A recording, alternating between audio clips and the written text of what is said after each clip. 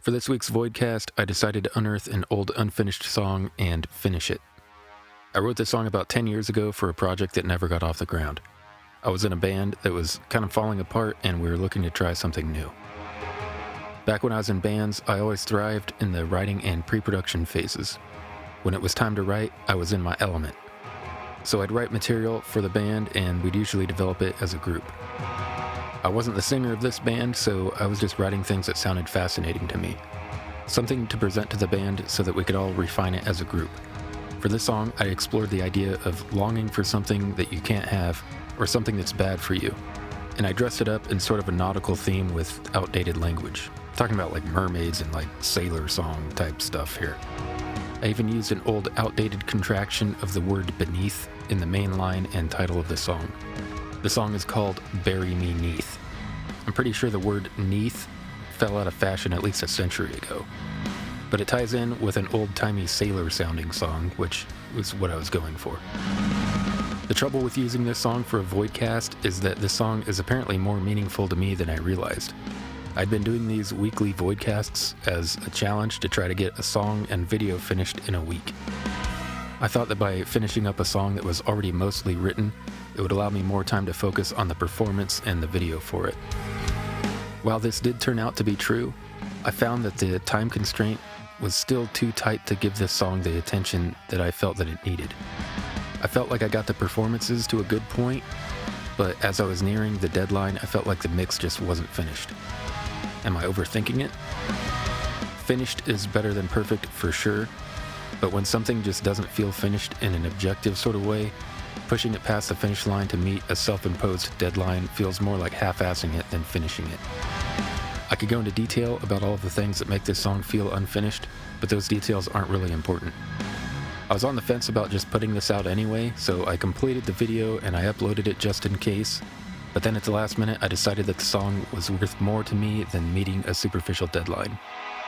One lesson that I've learned here is that when working with tight time constraints, there seems to be a really fine line between good and good enough.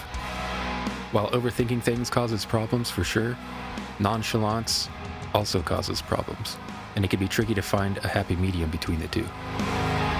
These things that I'm creating are meant to stand on their own. I can give them context to go along with them in a clever caption or in a separate video, but the thing itself needs to speak for itself. It doesn't really matter if I finished this in 1 week or 20 weeks. When it's done, it's done. And I just can't call this one done as it stands now. So I'm only sharing it with a select few people for now. You're among those people. You'll find the link in the description if you want to check it out.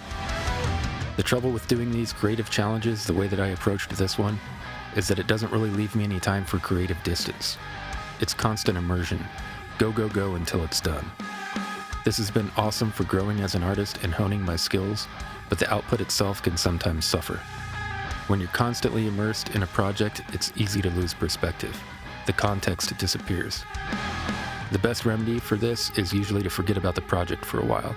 Set it aside and focus on other things.